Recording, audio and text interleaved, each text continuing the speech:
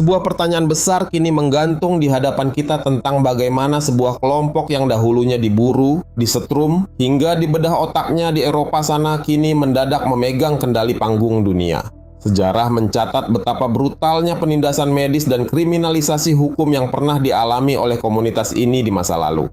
Namun secara janggal, peta kekuatan global berbalik total ketika korporasi raksasa, negara-negara barat, hingga lembaga PBB justru bersatu memompa miliaran dolar demi mengampanyekan gaya hidup mereka. Perubahan drastis ini memicu kecurigaan kuat bahwa ada agenda rekayasa modal dan manipulasi geopolitik yang sedang dimainkan oleh para elit global di balik narasi hak asasi manusia. Di dalam negeri, propaganda ini telah merambah ruang-ruang publik melalui tayangan televisi nasional dan tren media sosial yang gencar mempromosikan figur pria kemayu yang sangat berpotensi merusak persepsi gender generasi muda.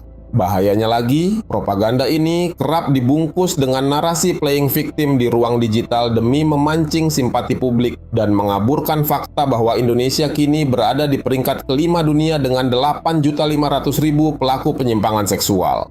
Ledakan angka yang fantastis ini tidak hanya memicu krisis kesehatan dan ketahanan keluarga, tetapi juga telah ditetapkan oleh pemerintah sebagai ancaman non-militer yang berpotensi meruntuhkan ideologi Pancasila dari dalam. Meski begitu, ketegasan kita dalam membendung ancaman ini harus tetap dilakukan secara bijak tanpa aksi, persekusi, atau kekerasan fisik yang justru dapat dimanfaatkan kelompok menyimpang ini untuk memperkuat narasi playing victim mereka.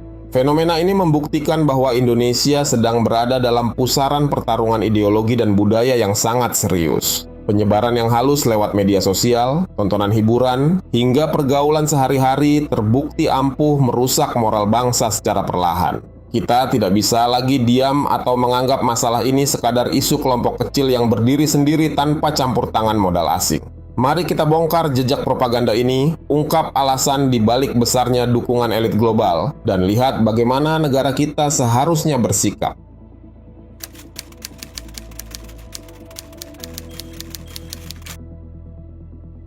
Transformasi kelompok marginal yang dahulu diburu menjadi sebuah kekuatan politik raksasa tidak lepas dari peran para pemilik modal tingkat dunia. Publik kini mulai mempertanyakan alasan di balik keputusan perusahaan-perusahaan raksasa, negara-negara barat, hingga perserikatan bangsa-bangsa yang berbondong-bondong mendukung kampanye penyimpangan ini. Fenomena ini membuktikan bahwa pergerakan skala global tersebut tidak lagi berjalan secara alami dari bawah. Aliran dana segar bernilai miliaran dolar dari para elit global secara nyata memompa dan mengarahkan agenda propaganda ini ke seluruh penjuru dunia.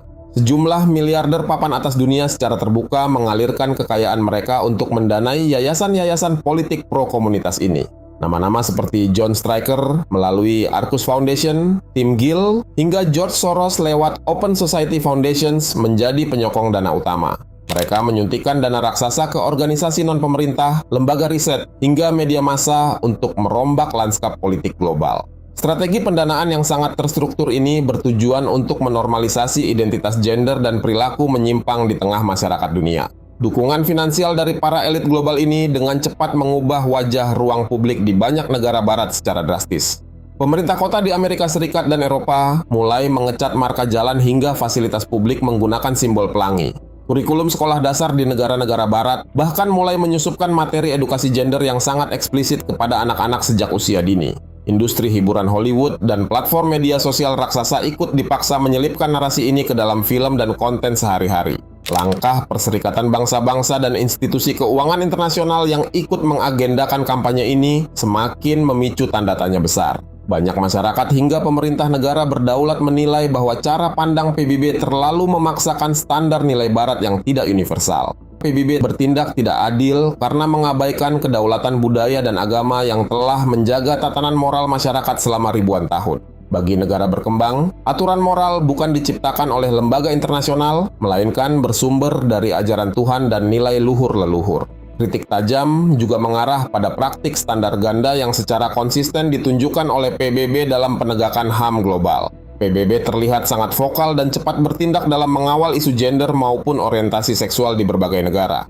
Namun, lembaga dunia tersebut justru terkesan lambat dan tidak tegas saat menangani pelanggaran HAM berat seperti konflik kemanusiaan, penjajahan, hingga kemiskinan ekstrem. Ketimpangan prioritas ini membuktikan adanya agenda politik tersembunyi yang ditunggangi oleh kepentingan negara-negara penyokong dana utama PBB. Pendekatan agresif yang dijalankan oleh PBB pada akhirnya memicu benturan hak atau conflict of rights yang sangat rumit di lapangan. Ketika PBB menuntut perlindungan penuh bagi kelompok ini, kebijakan tersebut langsung melanggar hak kebebasan beragama masyarakat mayoritas. Pendekatan ini secara sepihak merampas hak konstitusional orang tua untuk mendidik anak-anak mereka sesuai dengan keyakinan moral yang mereka anut. Dinamika ini memperlihatkan bahwa konsep HAM ala Barat masih menjadi medan perdebatan sosiologis dan politik yang belum selesai. Di sisi lain, motif utama di balik keterlibatan korporasi multinasional dalam pergerakan ini melahirkan fenomena yang dikenal sebagai rainbow capitalism. Perusahaan-perusahaan raksasa secara serentak memasang logo pelangi dan menjual merchandise khusus setiap kali memasuki bulan Juni. Fenomena ini membuktikan bahwa pemilik modal sekadar memanfaatkan kelompok tersebut demi meraup keuntungan finansial dari daya beli mereka. Korporasi Barat membungkus kepentingan bisnis murni dengan seolah-olah mendukung aksi solidaritas sosial dan hak asasi manusia. Pada tingkat hubungan antar negara, propaganda ini dimanfaatkan sebagai alat geopolitik tingkat tinggi yang dikenal dengan istilah pinkwashing. Strategi ini dijalankan oleh sebuah negara dengan cara mencitrakan diri sebagai pihak yang sangat ramah dan progresif terhadap kelompok menyimpang. Negara tersebut sengaja memamerkan citra toleran demi menutupi aksi penindasan, kejahatan perang, dan pelanggaran hak asasi manusia yang sedang mereka lakukan. Strategi manipulasi opini publik ini dirancang untuk mengalihkan perhatian masyarakat internasional dari kekejaman mereka di lapangan. Contoh paling nyata dari praktik pinkwashing ini terlihat jelas pada kebijakan propaganda yang dijalankan oleh rezim Israel. Israel secara gencar mempromosikan kota Tel Aviv sebagai surga bagi kelompok penyuka sesama jenis di kawasan Timur Tengah. Narasi pencitraan ini sengaja dibangun untuk menutup mata dunia dari aksi penjajahan dan genosida yang mereka lakukan terhadap bangsa Palestina. Israel memanfaatkan narasi progresif ini untuk melibeli bangsa Palestina sebagai kelompok tertinggal yang layak ditindas. Para aktivis kemanusiaan di berbagai negara dengan tegas membongkar dan menolak propaganda manipulatif yang dijalankan oleh Israel tersebut.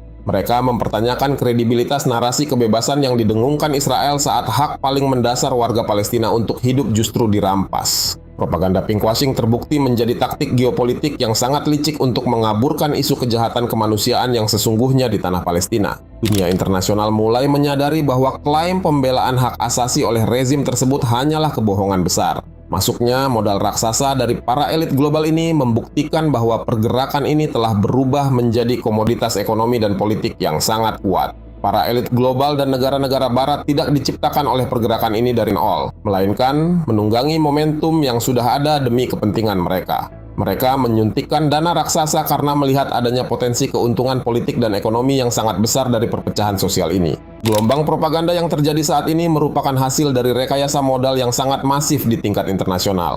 Bagi bangsa Indonesia, penetrasi modal dan propaganda global ini harus diwaspadai sebagai bentuk penjajahan budaya gaya baru. Dominasi media internasional dan tekanan lembaga dunia tidak boleh meruntuhkan kedaulatan hukum dan moralitas bangsa yang berpijak pada Pancasila. Indonesia harus mampu membedakan antara isu kemanusiaan yang murni dengan agenda politik luar negeri yang ditunggangi oleh kepentingan modal asing. Ketahanan budaya nasional menjadi kunci utama agar masyarakat tidak dengan mudah didikte oleh arus propaganda global.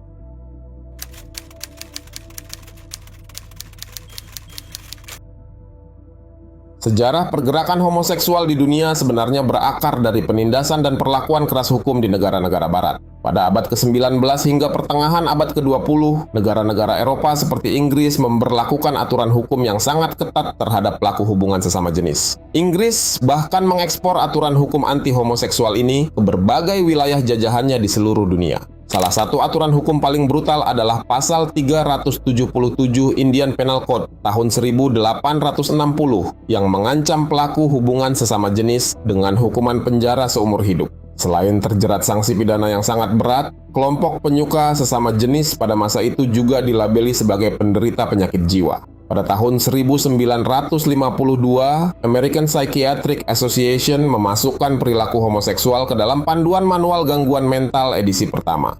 Lembaga medis barat secara resmi mengategorikan perilaku ini sebagai gangguan kepribadian sosiopat yang berbahaya bagi tatanan masyarakat karena menganggap perilaku ini sebagai penyakit mental. Institusi medis barat kemudian menciptakan berbagai metode pengobatan yang sangat brutal.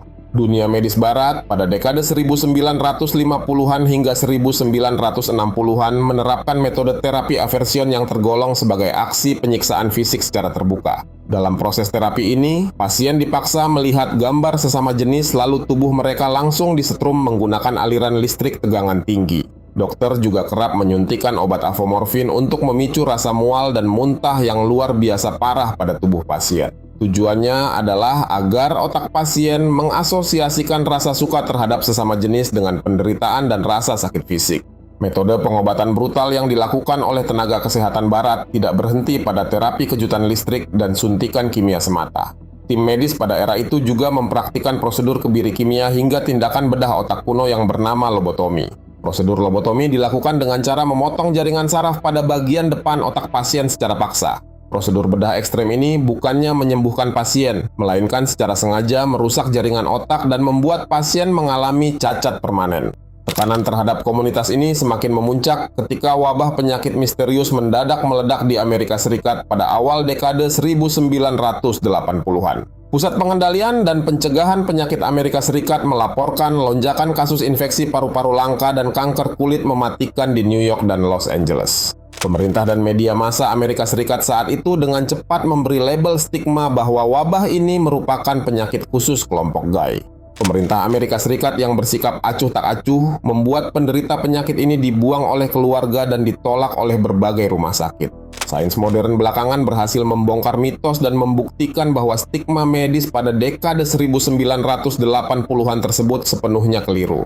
Penelitian ilmiah menemukan bahwa virus HIV sebenarnya berasal dari mutasi simian imunodefisiensi virus yang menginfeksi primata di hutan Afrika. Penularan awal ke manusia diperkirakan terjadi pada periode tahun 1890 hingga 1920-an melalui aktivitas perburuan simpanse di Kamerun. Virus ini menyebar pesat di kalangan pria homoseksual bukan karena mereka pencipta virus, melainkan akibat pola perilaku seksual berisiko tinggi tanpa pengaman. Sebelum krisis kesehatan itu merebak, kelompok homoseksual di Amerika Serikat sebenarnya telah mencoba melakukan gerakan sosial secara damai. Pada dekade 1950-an, organisasi seperti Mata Change Society berupaya meyakinkan publik bahwa mereka adalah warga negara yang santun dan taat hukum. Namun, pendekatan yang sopan dan teratur ini sama sekali tidak menghentikan aksi persekusi brutal dari aparat kepolisian di lapangan. Polisi tetap rutin menggelar razia dan menyebarkan identitas mereka ke media massa hingga menyebabkan ribuan orang dipecat dari pekerjaan. Diskriminasi yang berkepanjangan ini akhirnya memicu ledakan amarah yang sangat besar di kota New York pada pertengahan tahun 1969.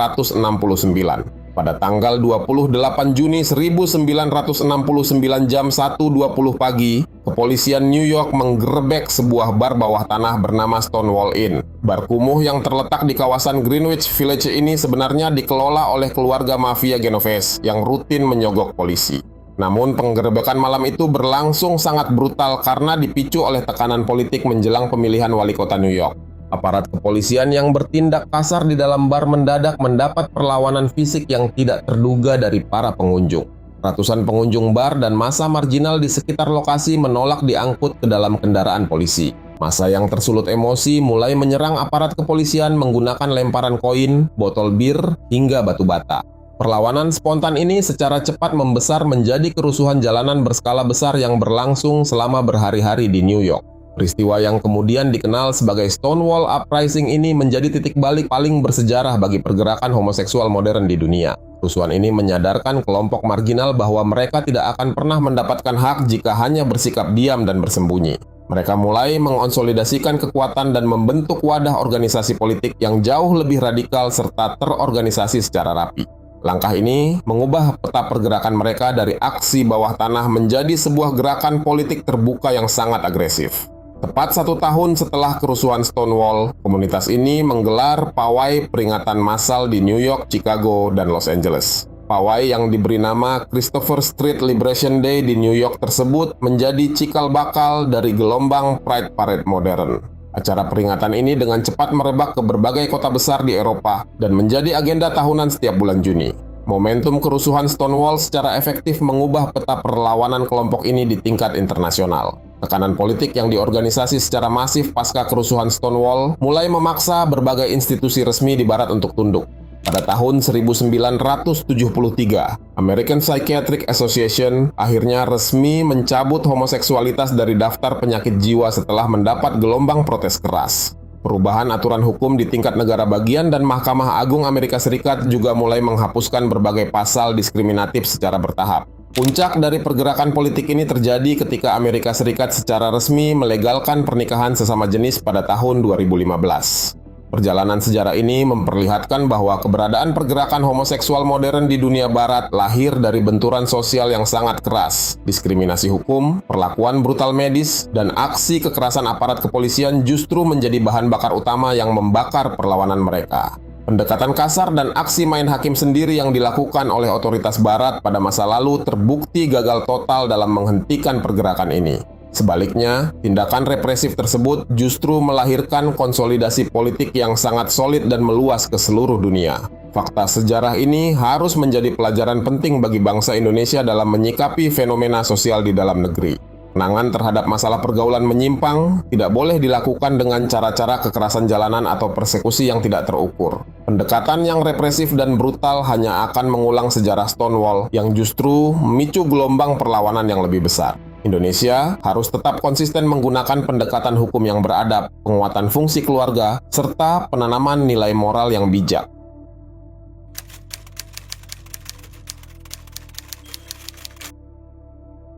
Kemajuan teknologi informasi dan dominasi media sosial kini menjadi instrumen paling efektif dalam menyebarkan propaganda gender secara masif. Ruang-ruang digital tanah air setiap hari dijejali oleh konten yang secara sengaja menormalkan figur pria berkepribadian kemayu dan feminin.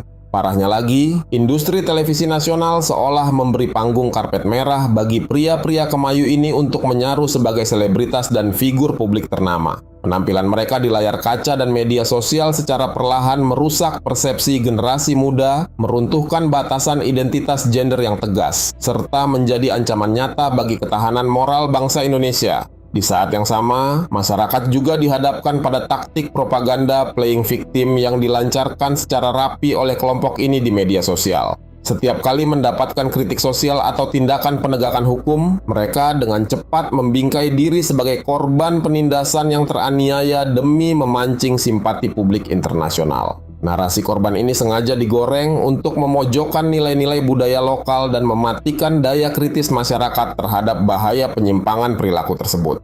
Kejelian mereka dalam memanipulasi opini publik di ruang digital membuktikan betapa terorganisasinya gerakan ini di tingkat nasional. Namun demikian, ketegasan kita dalam menolak propaganda digital dan industri hiburan tersebut tidak boleh sedikit pun berujung pada aksi kekerasan fisik. Masyarakat tetap tidak boleh melakukan tindakan persekusi, perundungan, maupun aksi main hakim sendiri terhadap mereka di jalanan.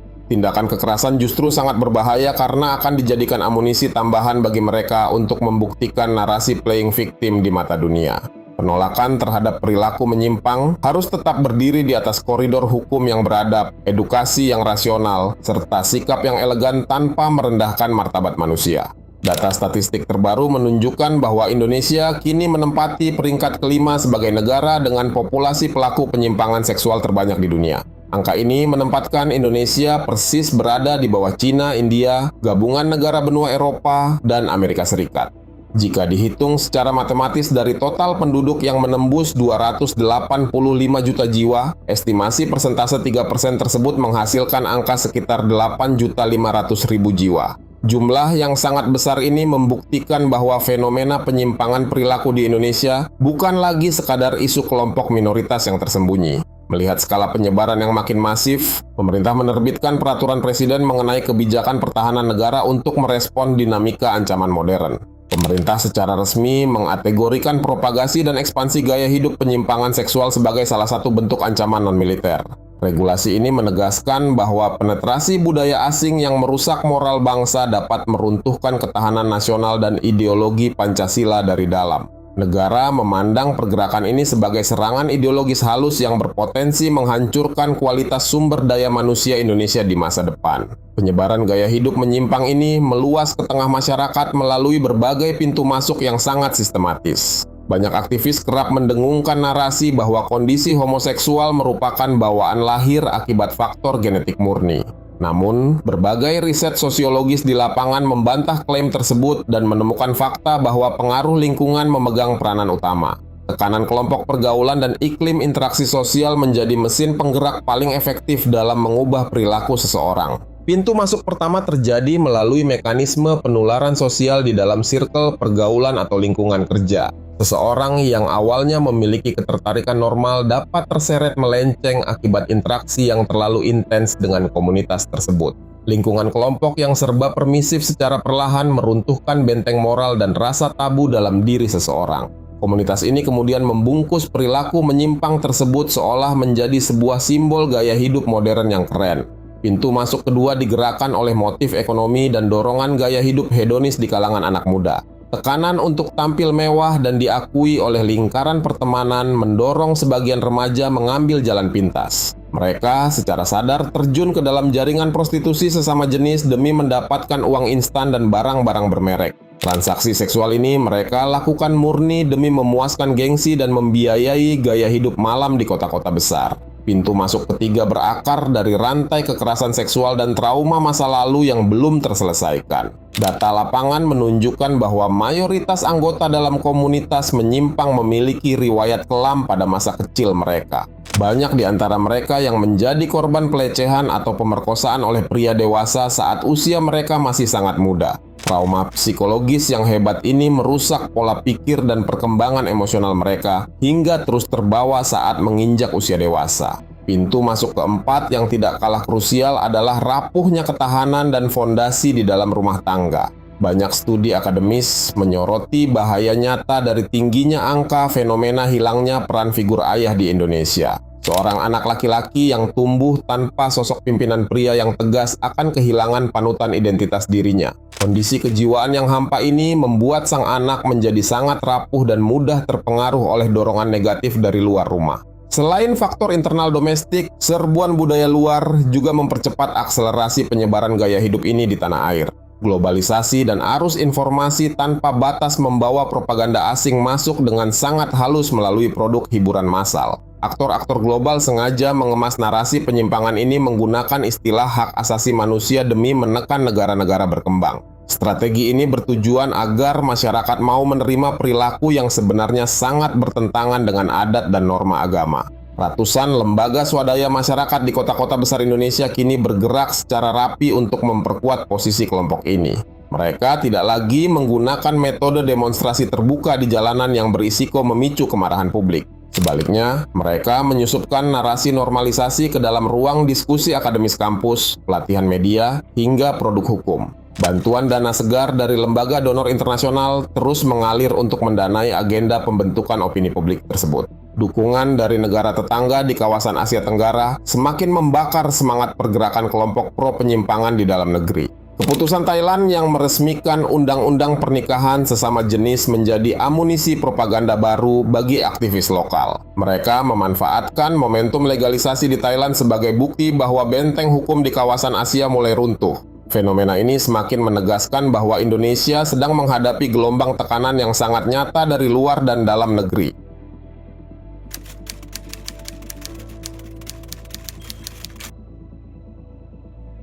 Penyebaran gaya hidup menyimpang di Indonesia tidak hanya merusak tatanan moral, tetapi juga memicu krisis kesehatan masyarakat yang sangat serius. Data Kementerian Kesehatan mencatat perubahan drastis pada peta penularan penyakit menular seksual dalam 1 dekade terakhir.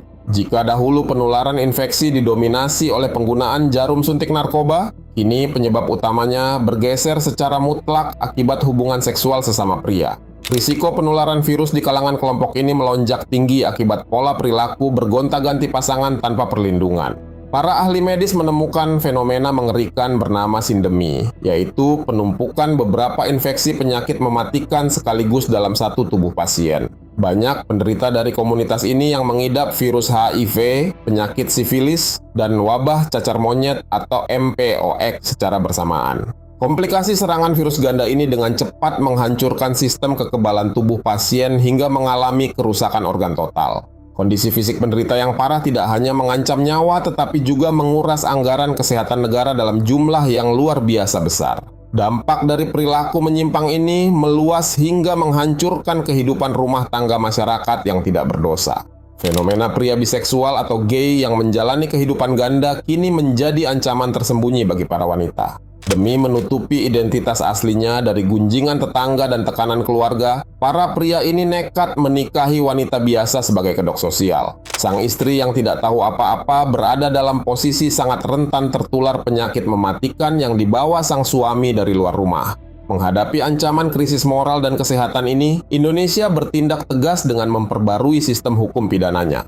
Negara secara resmi meninggalkan hukum warisan kolonial Belanda yang dinilai sudah tidak relevan dengan nilai-nilai masyarakat modern. Aturan lama dalam Kitab Undang-Undang Hukum Pidana hanya melarang tindakan pencabulan sesama jenis jika dilakukan terhadap anak di bawah umur. Ketiadaan aturan yang menjangkau perbuatan asusila antar orang dewasa sempat menciptakan kesan kekosongan hukum di tengah masyarakat. Pemerintah bersama Dewan Perwakilan Rakyat menjawab kekosongan tersebut dengan mengesahkan Undang-Undang Nomor 1 Tahun 2023 tentang Kitab Undang-Undang Hukum Pidana baru. Hukum baru ini menjadi tonggak sejarah penting karena Indonesia berani melepaskan diri dari cara pandang hukum Barat yang terlalu mengagungkan kebebasan individu. Negara menegaskan kembali bahwa nilai adat, budaya, dan ajaran agama harus masuk untuk menjaga kesusilaan publik. Aturan ini dirancang sebagai benteng hukum yang kokoh untuk melindungi kesucian institusi keluarga di tanah air. Di dalam undang-undang baru tersebut, pemerintah memasukkan 2 pasal kunci yang mengatur masalah asusila, yakni Pasal 411 dan Pasal 412. Pasal 411 memperluas definisi zina menjadi perbuatan hubungan seksual di luar ikatan pernikahan yang sah bagi siapa saja. Sementara itu, Pasal 412 melarang praktik kohabitasi atau kumpul kebo bagi pasangan yang tinggal serumah tanpa status pernikahan resmi. Kedua pasal ini berlaku secara universal bagi seluruh warga negara tanpa memandang apakah mereka heteroseksual maupun penyuka sesama jenis. Pemerintah secara sengaja merancang kedua pasal asusila ini ke dalam kategori delik aduan yang sangat ketat demi menjaga privasi warga. Polisi sama sekali tidak boleh melakukan penggerebekan sepihak tanpa adanya laporan resmi dari pihak keluarga inti yang dirugikan. Pihak yang berhak melapor dibatasi secara tegas hanya mencakup suami, istri, orang tua, atau anak kandung dari pelaku. Mekanisme ini dibuat untuk mencegah aksi main hakim sendiri serta menutup ruang tindakan pemerasan antar warga di lapangan. Kehadiran undang-undang baru ini secara otomatis menutup rapat peluang legalisasi pernikahan sesama jenis di Indonesia. Negara menegaskan bahwa landasan ideologi Pancasila, khususnya sila pertama ketuhanan yang Maha Esa, menolak segala bentuk pengakuan hukum terhadap pasangan sesama jenis. Indonesia memilih jalannya sendiri dalam merawat moral bangsa dan menolak mentah-mentah tekanan dari negara-negara Barat. Ketegasan hukum ini menjadi pesan kuat bahwa negara hadir untuk melindungi generasi muda dari arus demoralisasi. Meskipun benteng hukum sudah berdiri kokoh, langkah penanganan di lapangan harus dilakukan dengan cara yang bijak dan terstruktur. Masyarakat harus memahami bahwa aksi sweeping atau kekerasan fisik terhadap kelompok ini sama sekali tidak dibenarkan oleh hukum. Tindakan main hakim sendiri justru akan menjadi aksi anti klimaks yang merusak perjuangan penegakan moral itu sendiri. Kekerasan di jalanan hanya akan memberi panggung bagi kelompok tersebut untuk mempermainkan narasi sebagai korban penindasan. Selain menimbulkan dampak anti klimaks, aksi kekerasan di jalanan sangat rawan dimanfaatkan oleh pihak-pihak tertentu untuk kepentingan politik. Isu keributan massa di jalanan bisa dengan mudah digoreng media untuk mengalihkan perhatian publik dari masalah nasional yang jauh lebih besar. Skandal korupsi pejabat dan ketidakmampuan pemerintah dalam mengelola perekonomian negara bisa mendadak tertutupi oleh hiruk-pikuk kerusuhan sosial. Masyarakat tidak boleh terjebak dalam skenario pengalihan isu yang sengaja diciptakan untuk mengamankan kepentingan penguasa. Langkah pencegahan terbaik harus dimulai dari penguatan benteng pertahanan paling mendasar, yaitu lingkungan keluarga dan rumah tangga. Setiap orang tua harus mengembalikan peran figur ayah yang tegas dan menghadirkan komunikasi yang hangat di dalam rumah. Pendidikan agama, penanaman nilai moral, serta pengawasan pergaulan anak harus ditingkatkan untuk menutup pintu masuk pengaruh negatif. Keluarga yang harmonis dan religius akan menjadi tameng utama yang mencegah anak-anak terjerumus ke dalam lingkaran penyimpangan. Pemerintah juga wajib mengambil peran edukatif dengan membatasi ruang gerak propaganda media digital serta menyediakan layanan konseling psikologis. Negara harus memfasilitasi proses rehabilitasi medis dan pendampingan mental bagi para korban trauma masa lalu yang ingin kembali normal. Pendekatan hukum yang tegas harus berpadu dengan edukasi yang persuasif demi menyelamatkan generasi masa depan Indonesia. Dengan kombinasi hukum yang kuat dan keluarga yang kokoh, bangsa ini dapat keluar dari ancaman krisis moral secara bermartabat.